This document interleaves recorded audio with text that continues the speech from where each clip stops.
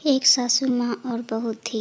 सासू माँ हर रोज़ ठाकुर जी के पूरे नियम और श्रद्धा के साथ सेवा करती थी।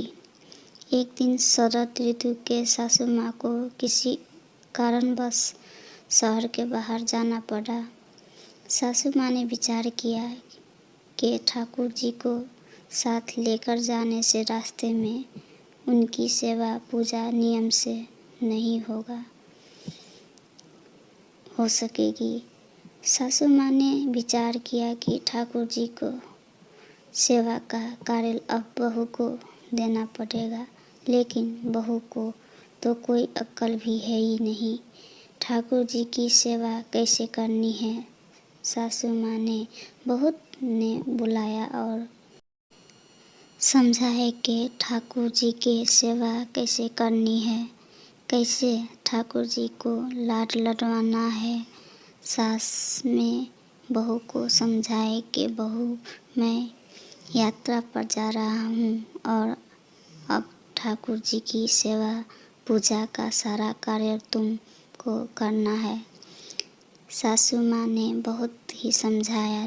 देख, ऐसे ही 3 बार घंटी बजाकर सुबह ठाकुर जी को जगाना, फिर ठाकुर जी को मंगल भोग करना, फिर ठाकुर जी को स्नान करना, ठाकुर जी को कपड़े पहनाना, फिर ठाकुर जी का श्रृंगार करना और फिर ठाकुर जी को दर्पण दिखाना। दर्पण में ठाकुर जी का हंसता हुआ मुख दिखाना।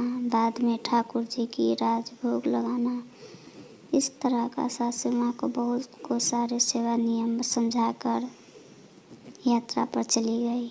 अब बहू ने ठाकुर जी को की सेवा कार्य उसी प्रकार शुरू किया जैसे सासू माँ ने समझाया था। ठाकुर जी को जगाया, नहलाया, कपड़े पहनाए, श्रृंगार किया और दर्पण दिखाया। सासू माँ ने कहा था कि दर्पण में ठाकुर जी का हंसता हुआ देख राजभोग लगाना। दर्पण में ठाकुर जी का हंसता हुआ मुख न देखकर बहू को आश्चर्य हुआ बड़ा। बहू ने विचार किया, शायद मुझे सेवा में कहीं कोई गलती हो गई है, तभी दर्पण में ठाकुर जी का हंसता हुआ मुख नहीं देख रहा।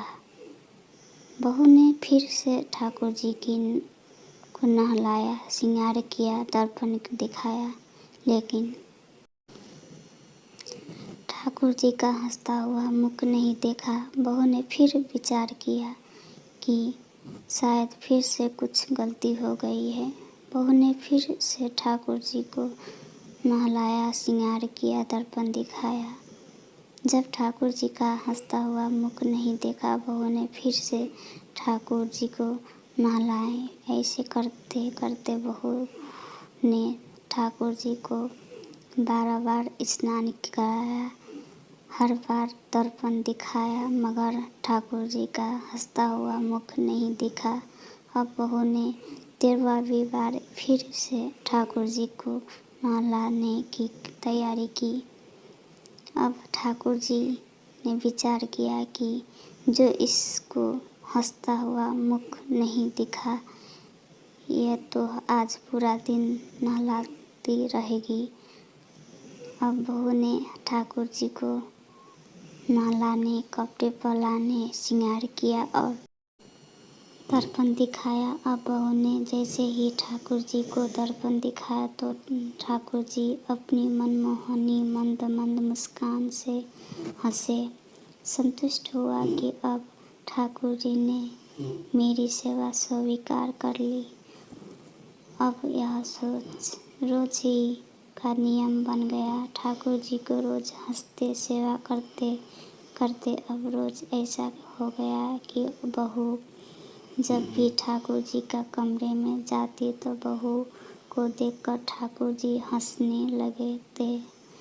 कुछ समय बाद सासू माँ वापस आ गई। सास माँ ने ठाकुर जी से कहा कि प्रभु क्षमा करना, अगर बहू ने आपकी सेवा में कोई भी कमी रह गई हो तो अब मैं आ गई हूँ, आपसे सेवा पूजा बड़े ध्यान से करूँगी। तभी सासू माँ ने देखा कि ठाकुर जी हंसे और बोले कि मैया, आपकी सेवा भाव में कोई कमी नहीं है, आप बहुत ही सुंदर है, सेवा करती है, लेकिन मैया दर्पण दिखाने की सेवा तो आपकी बहू से ही करवानी है। इस बहाने मैं हंस तो लेता हूँ,